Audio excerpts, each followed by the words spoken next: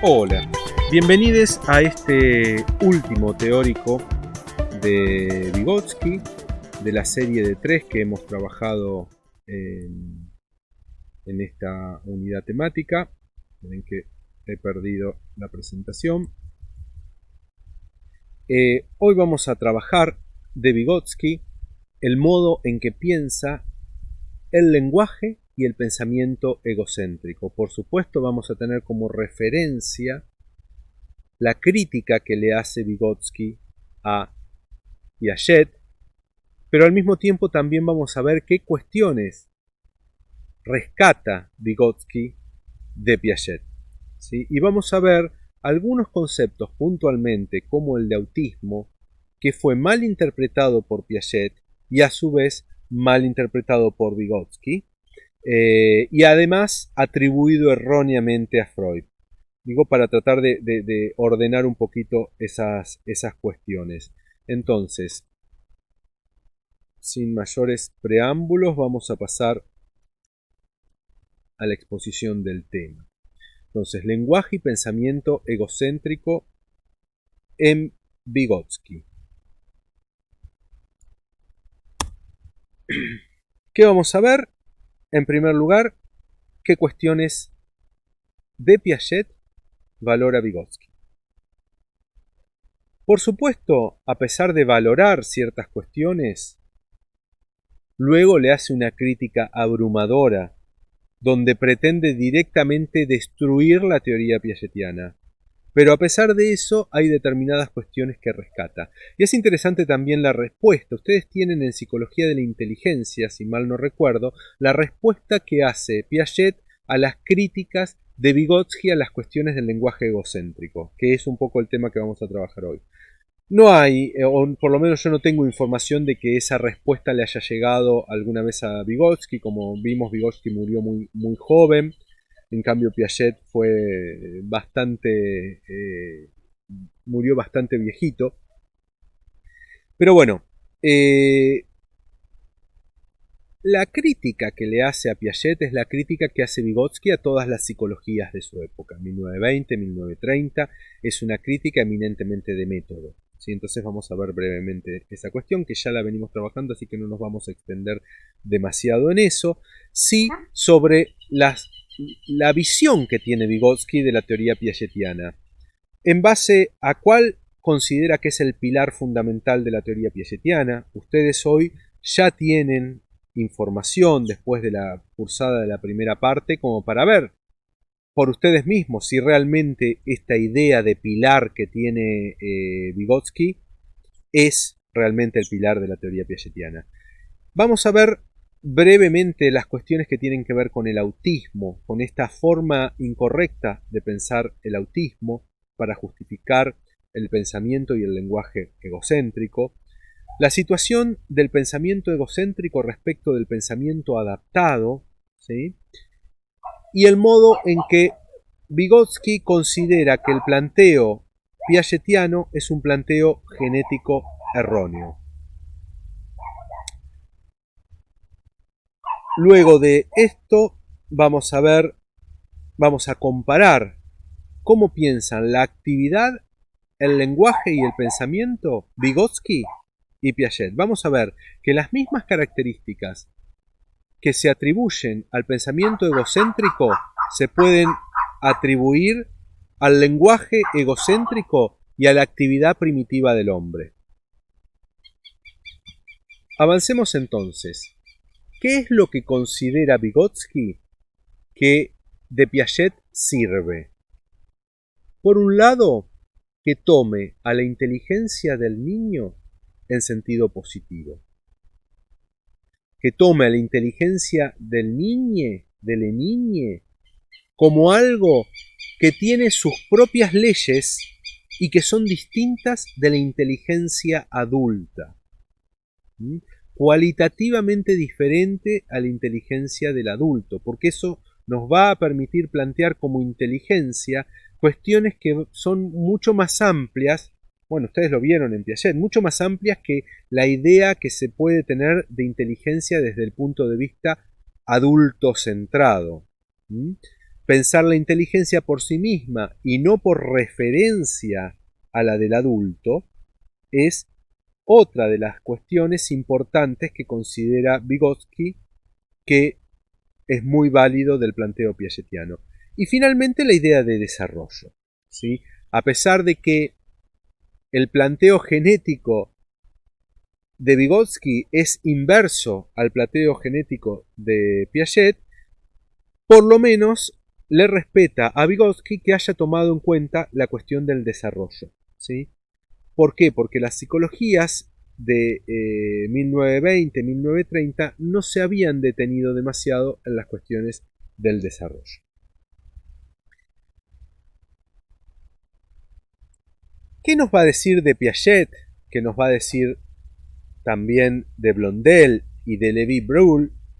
Es que tienen un problema fundamental, y es que el material que recolectan, aun cuando se consideren ciencias empíricas, el material que recolectan entra en contradicción con los fundamentos metodológicos de la disciplina, porque la disciplina se plantea como una disciplina que requiere de una validación experimental en base a los datos, hay recolección de datos, pero sin embargo las interpretaciones terminan generando sistemas cuasi científicos, metafísicos, teóricos, idealistas, que nada tienen que ver con los datos recolectados. Entonces esa es la principal crítica que le hace a toda la psicología de 1920-1930 Vygotsky, ¿sí?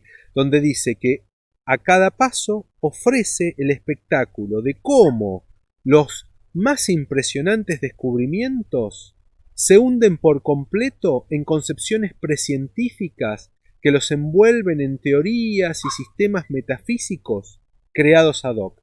Un caso paradigmático que incluso también retoma en algunos lugares Vygotsky es el descubrimiento del inconsciente freudiano. Dice, el descubrimiento está genial, está buenísimo.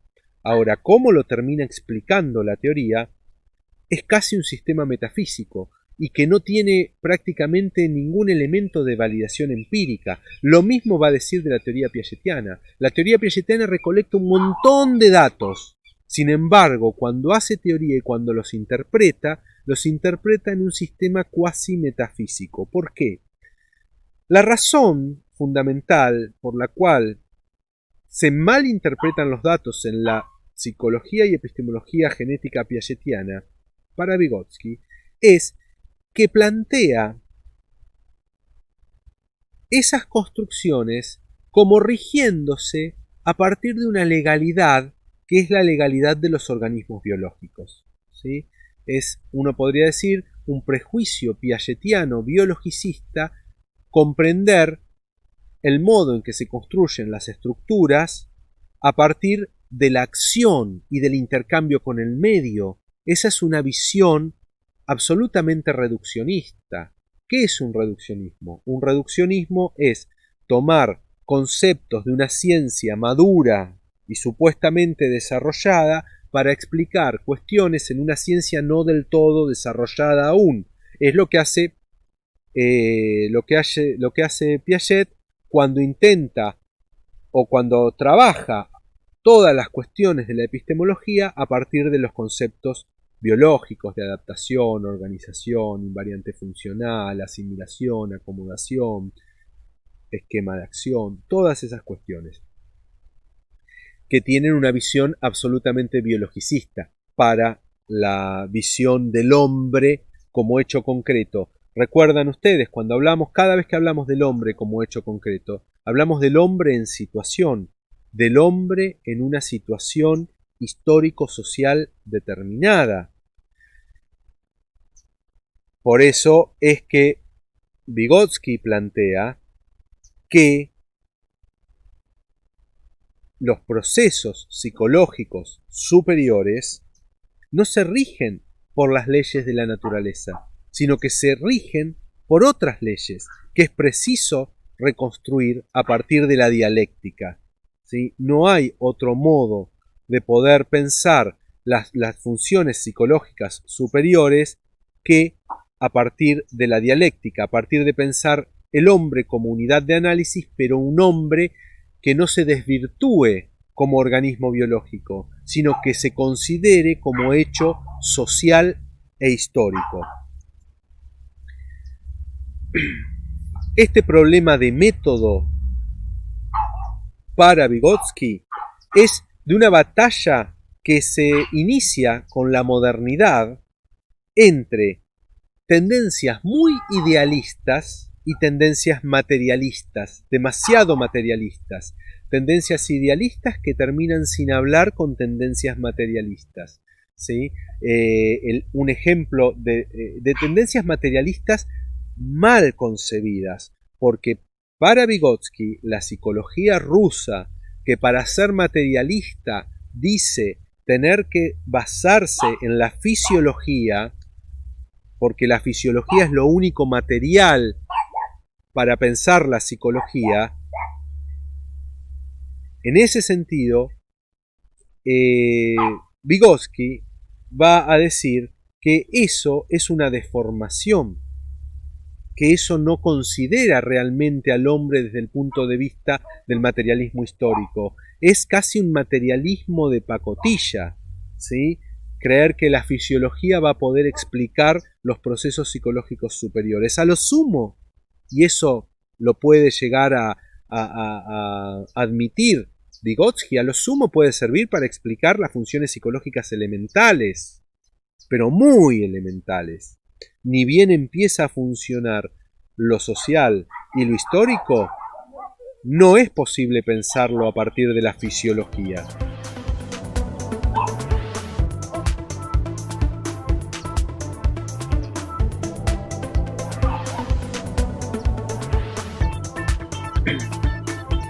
Esta batalla entre el carácter idealista de determinados sistemas, el dejo metafísico de las elaboraciones, la contradicción con la base empírica, con esos datos, a ver, porque que exista la fisiología no quiere decir que la fisiología pueda demostrar las funciones psicológicas superiores. Entonces, para tratar de demostrar a partir de la fisiología las funciones psicológicas superiores, tenemos que recurrir al asociacionismo, a sistemas metafísicos para pensar esas cuestiones.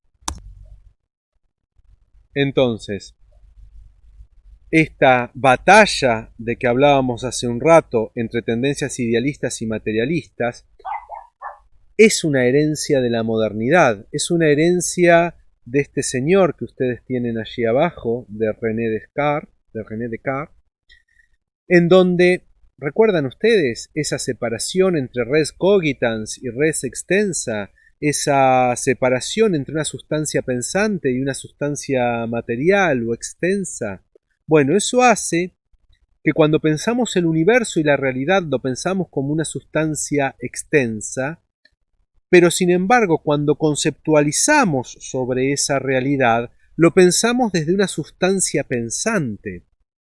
¿Sí? Al pensarlo desde esa sustancia pensante, terminamos armando sistemas idealistas que son metafísicos, que son imposibles de comprobar, porque es imposible comprobar, de hecho ya mismo lo había planteado Kant, es imposible comprobar aquellas cosas que pensamos en el ámbito del pensamiento realmente en el ámbito del universo. Y fíjense, aún ustedes, si ustedes dirán, no, bueno, pero como decía Newton, Galileo, el universo escrito en caracteres matemáticos, entonces tenemos la matemática como aquello que puede explicar el universo todo.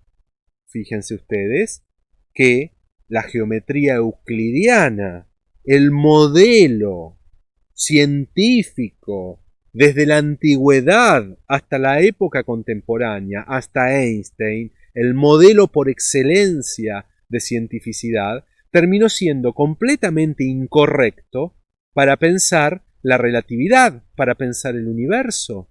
Entonces, estos saberes creados en el ámbito del pensamiento, si no se intenta buscar un método que para Vygotsky es el materialismo histórico, que permita establecer una relación dialéctica entre los datos y las teorizaciones, si no ocurre que utilicemos un método como la dialéctica, terminamos siempre cayendo en estos sistemas metafísicos ad hoc que van por un lado y que entran en contradicción completa con los datos recolectados en la res extensa. Esta es parte de la condena de la modernidad y como les hemos dicho en otros espacios, queríamos hacer este año un curso de extensión, si la cuarentena nos lo permite, porque va a ser un curso virtual, sobre epistemologías no binarias, ¿sí? Justamente porque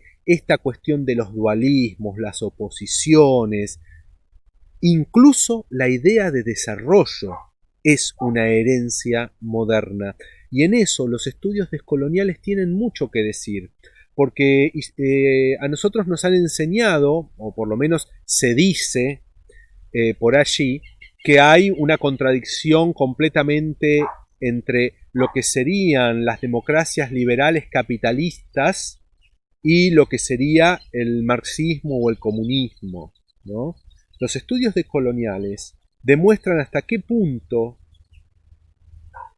materialismo marxista, marxismo y capitalismo son una herencia de la modernidad en, por ejemplo, el desarrollo. Y esto ni Vygotsky queda fuera de esta idea de pensar que hay un desarrollo único, un desarrollo al cual debemos apuntar, ¿sí?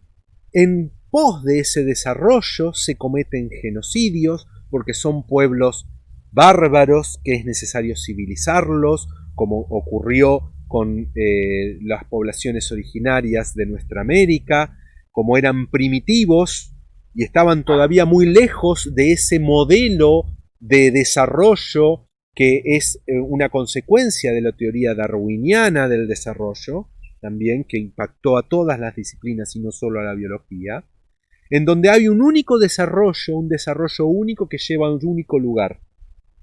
Son pensamientos únicos, pensamientos que su planteo es de universalismos, de universos, no de pluriversos, sino de universos. Entonces eso nos sirve para qué? Para decir que hay superiores e inferiores. Entonces, los pueblos europeos tienen derecho a aniquilar a los pueblos americanos porque son inferiores y si no se adaptan al progreso que plantean los europeos, entonces hay que aniquilarlos.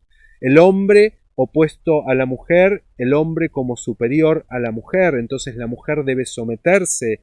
El género tenemos que pensarlo únicamente como oposiciones. Bueno, son toda herencia de la modernidad. En Vygotsky, que es un marxista, aún la encontramos en esta idea del universo, de un único desarrollo. Y esta es una herencia que viene desde Hegel, ¿no? Esa idea del saber universal como el punto al cual llega la historia indefectiblemente, ¿sí? Un saber universo. Bueno, vamos a volver a las cuestiones más concretas y más pequeñas de estas cuestiones que estamos trabajando.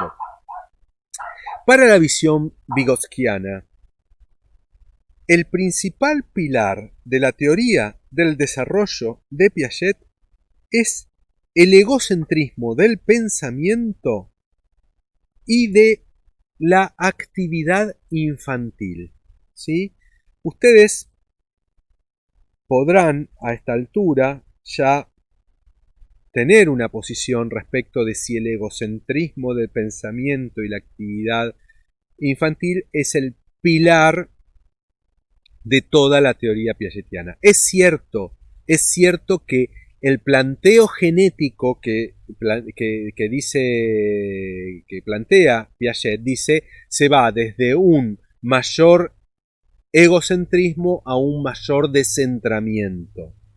Es cierto que ese es el planteo genético y es un planteo genético erróneo desde la visión vygotskiana. Ahora, si dejamos de lado esa idea del egocentrismo del pensamiento y de la actividad infantil, ¿se cae toda la teoría piagetiana? Bueno, eso es lo que dice Vygotsky. Podríamos llegar a cuestionarlo, si se cae toda o por lo menos hay cuestiones que hay que plantearlas de otra manera. Pero bueno, para Vygotsky, esa idea, ese planteo genético es completamente erróneo. Y Piaget, para plantear esa idea del egocentrismo, toma un concepto muy poco feliz que lo atribuye a Freud, y es el concepto de autismo. Autismo nunca fue un concepto freudiano. Autismo es un concepto de Bleuler. ¿Que está basado en Freud? Sí, porque es la desexualización por parte de Bleuler del concepto del autoerotismo freudiano. Ahora, esta idea de que el autismo tiene que ver con lo primario y que está por fuera, que es previo a la conexión con la realidad, es un planteo que ni siquiera puede hacérsele ni a Freud ni a Bleuler. Es el planteo que hace Piaget respecto de lo que es el autismo para Freud, Bleuler, pero que tiene mucho más que ver con un prejuicio piagetiano, ese prejuicio piagetiano del organismo biológico y de que el desarrollo se rige por leyes que son análogas a las de la biología, es lo que hace pensar que ese adentro del organismo es previo a la relación con el medio. Pero es imposible pensarlo de esa manera ni en Bleuler, porque fíjense que Bleuler plantea el autismo como una fase avanzada de la esquizofrenia, ¿sí? Podemos discutir la cuestión de la escisión de la personalidad, todo eso que plantea Bleuler y qué sé yo, pero queda descartado de que ese efecto sea previo a las relaciones con el otro, y de hecho aún en el psicoanálisis más lacaniano, pensar que haya algo previo a la relación con el otro, a la relación con el lenguaje, sería completamente incorrecto, ¿sí? Piaget hace una asociación, y Vygotsky en eso también lo sigue, demasiado rápida entre autismo y lo inconsciente y realismo y lo consciente. Una asociación que no la podemos encontrar en ningún lado en Freud, porque incluso en Freud, cuando habla de satisfacción alucinatoria de las necesidades o satisfacción alucinatoria del deseo, está hablando de una satisfacción que se produce sobre huellas némicas, y esas huellas némicas han penetrado en el aparato psíquico a partir del aparato de percepción-conciencia, con lo cual siempre son secundarias a una percepción, con lo cual tampoco en Freud podemos pensar el autismo como algo previo a la relación con el otro. Que el autista no hable con nosotros, o creamos que no se relaciona con nosotros, es algo muy distinto a entender que quizá de lo que se trata es de una relación abusiva del otro sobre el sujeto. De hecho, hay muchos antecedentes clínicos de pacientes en estado de catatonía, que es la fase final de la esquizofrenia, esta fase de autismo de que hablaba Bleuler. Hoy casi no se ve por el efecto de la medicación, pero cuando se ha visto, hay antecedentes clínicos que en pacientes catatónicos que han salido de ese estado de catatonía, donde supuestamente no estaban relacionándose con la realidad, tienen recuerdos muy claros y muy claros de cosas que han hablado en el momento en que supuestamente estaban desconectados de la realidad, ¿no? Esto es un poco para relativizar esta idea del autismo, como lo plantean Piaget y Vygotsky, ¿sí? Uno podría decir, Vygotsky no se ocupó de ir a chequear el concepto de autismo en Bleuler, lo toma como dado, ¿sí? Lo toma como dado desde el prejuicio piagetiano, pensando el autismo desde casi una legalidad biológica. Vamos a la cuestión del pensamiento egocéntrico, porque Piaget sí asocia el autismo con el pensamiento egocéntrico, un autismo que es un invento piagetiano, pero lo asocia con un pensamiento no dirigido, un pensamiento que es pura ensoñación. Ya dijimos lo que era la ensoñación para el psicoanálisis, que no tiene nada que ver con algo primario. Pero bueno, más allá de eso, para Piaget, el pensamiento egocéntrico puede pensarse desde su modelo de autismo, donde es un pensamiento no dirigido, un capricho, una ensoñación. Luego tenemos un pensamiento dirigido, adaptado a la realidad, ¿sí? Orientado a la realidad. Y en el medio, como intermediario, tenemos un pensamiento egocéntrico, que para Piaget es un pensamiento intermedio que lleva desde el pensamiento no dirigido, de capricho, de ensoñación, hacia el pensamiento adaptado. Una vez que el pensamiento adaptado se construye, este pensamiento egocéntrico desaparece.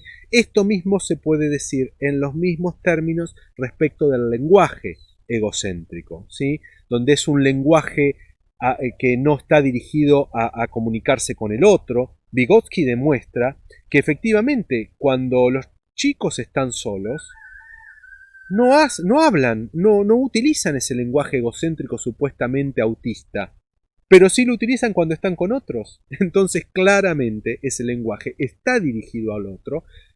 Ahora vamos a ver, Vygotsky va a ir más lejos, pero no es un lenguaje no dirigido, no es un lenguaje... Después, como plantea Piaget, es el lenguaje no dirigido, va evolucionando y el lenguaje egocéntrico va involucionando a medida de que se construye el lenguaje adaptado, ¿sí? Eso es lo que va a decir Piaget. Desaparece el lenguaje egocéntrico porque ya no sirve. Vamos a ver que Vygotsky va a plantear algo completamente distinto. En un segundito nomás lo vemos. Entonces, ¿por qué todo esto es erróneo para Vygotsky? Porque, como dijimos, para Vygotsky, primero está lo social y luego está la construcción de los procesos psicológicos superiores. ¿Sí? Esta idea de que el pensamiento es en su origen autista y que luego se convierte en un pensamiento conforme a la realidad que se impone desde afuera, es un planteo genético erróneo. Recuerden que para Vygotsky, todas las funciones psicológicas superiores necesariamente deben pensarse como producto de la internalización de las relaciones sociales, con lo cual no podría haber ningún tipo de actividad superior, ni siquiera las más rudimentarias, como el nudo en el pañuelo, el usar la suerte para decidir, que sea previo a lo social, a la relación con el otro. Por eso, la actividad inicial del hombre en Piaget apunta a la satisfacción de necesidades asociales, ¿sí? Esta idea del autismo que le atribuye a Freud, pero que ya dijimos que es incorrecta. Pero Vygotsky plantea todo lo contrario. La actividad inicial del hombre apunta al dominio y el control del mundo externo mediante el trabajo. Y de hecho el lenguaje es un producto del trabajo, ¿sí?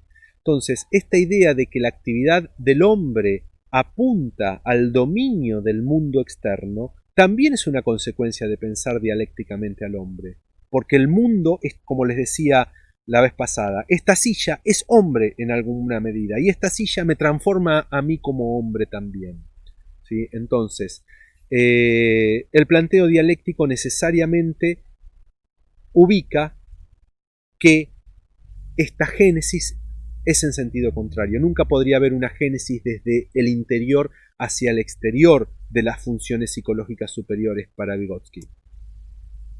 En cuanto al lenguaje egocéntrico, dijimos que se aplica lo mismo que para el pensamiento y para la actividad.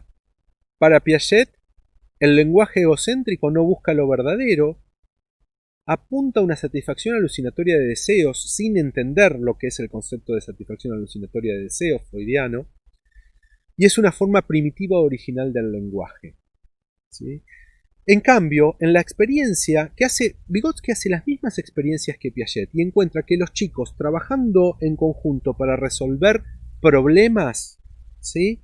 Cuando más se incrementan los problemas, más se incrementa el lenguaje, con lo cual no es un lenguaje sin utilidad.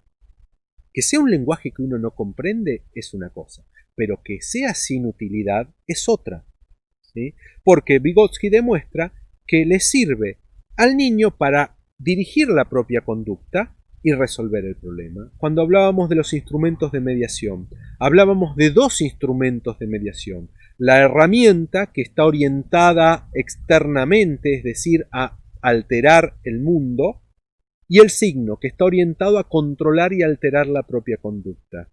Entonces, tanto el uso de la herramienta como el lenguaje tiene una función de organización de la conducta para Vygotsky.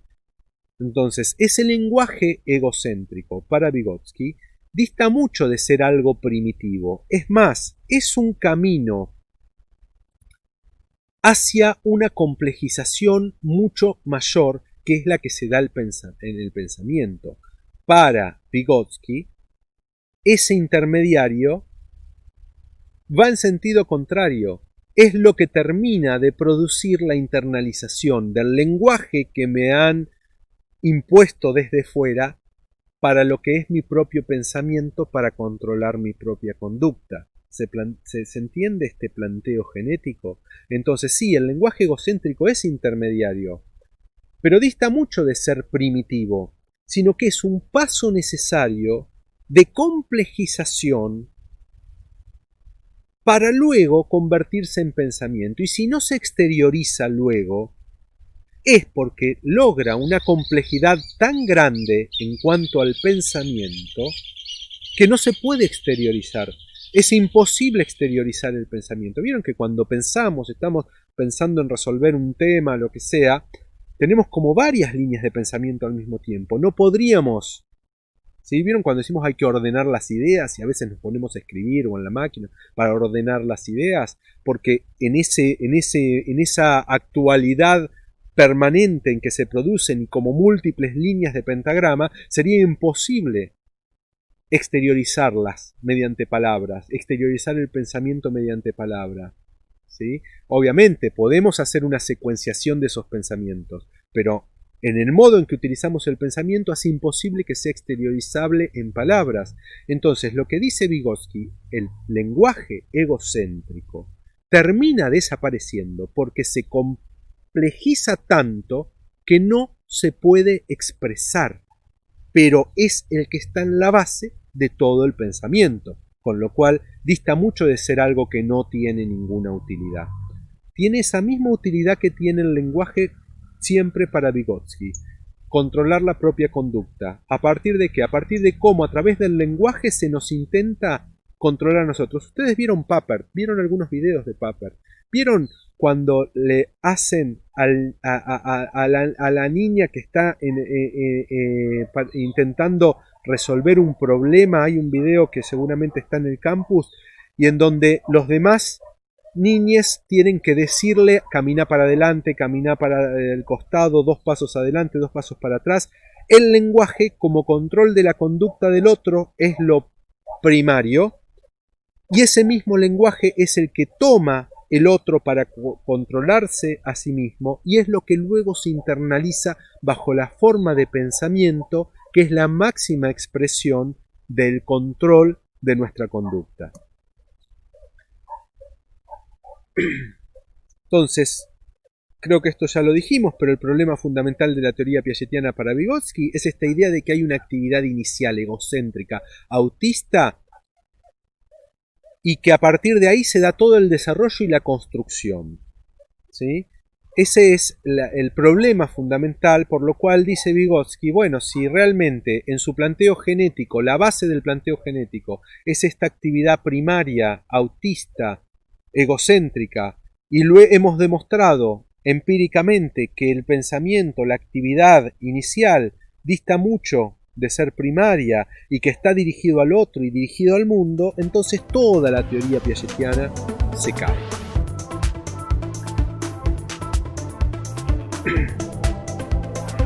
Para Vygotsky, el pensamiento y la actividad siempre está dirigido a la realidad.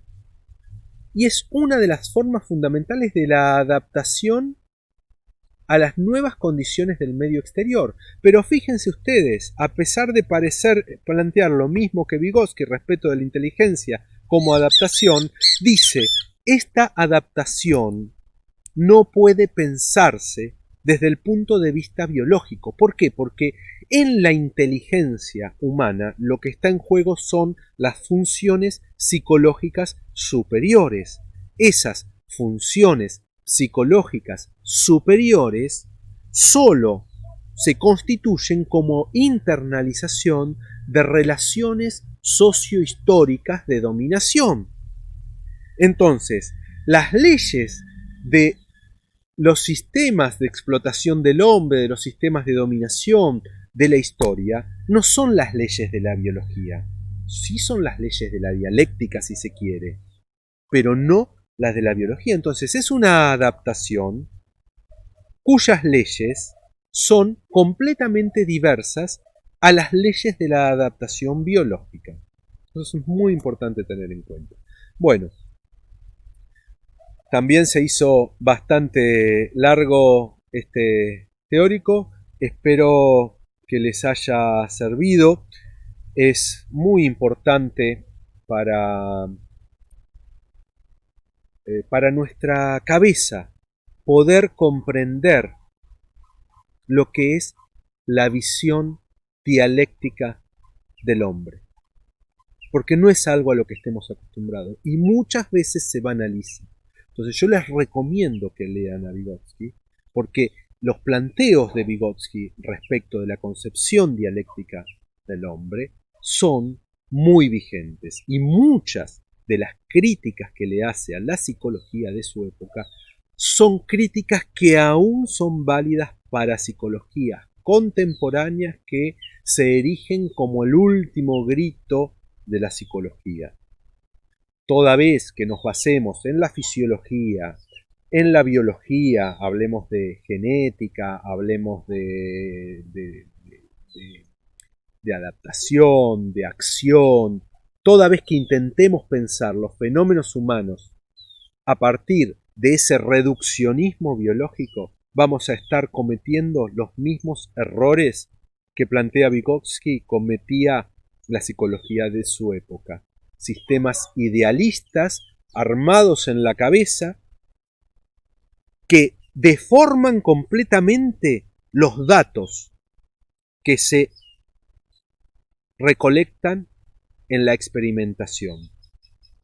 Generan hipótesis ad hoc para tratar de interpretar lo que no cierra con esa teoría armada allá arriba, ¿sí? El hecho del lenguaje es un caso, un ejemplo perfecto de esa cuestión, porque las mismas experiencias que planteaba Vygotsky para pensar el lugar del lenguaje egocéntrico son las mismas experiencias que había planteado previamente Piaget. Sin embargo, la interpretación hace que el planteo genético sea completamente contradictorio, ¿sí? Bueno, nos veremos en un próximo teórico. Espero que les hayan sido útiles estas 3 charlas de Vygotsky que hemos dado en este cuatrimestre virtual. Para alguna referencia de lo que acabamos de trabajar, tienen ya mi email. Para lo que son preguntas, como siempre, les sugerimos que las hagan en los foros, que no hagan preguntas individuales a los docentes. ¿Por qué? Porque la riqueza del intercambio social, justamente la Moodle, está pensada desde los dos constructivismos. Entonces, el intercambio social es lo que construye conocimiento desde el pensamiento de Vygotsky. Y el foro de la Moodle, el foro de la plataforma de educación a distancia que estamos usando en la facultad y que utilizan en casi todas las universidades del mundo, el foro es un modo de plasmar la importancia de los intercambios sociales en la construcción del conocimiento. Entonces es mucho más rico que las preguntas teóricas, más que plantearlas de modo individual, bajo la modalidad del individualismo moderno, lo planteen en los foros. ¿Para qué? Para compartirlas con los compañeros y además con los docentes, para que se pueda armar un intercambio mucho más rico. Bueno, muchas gracias.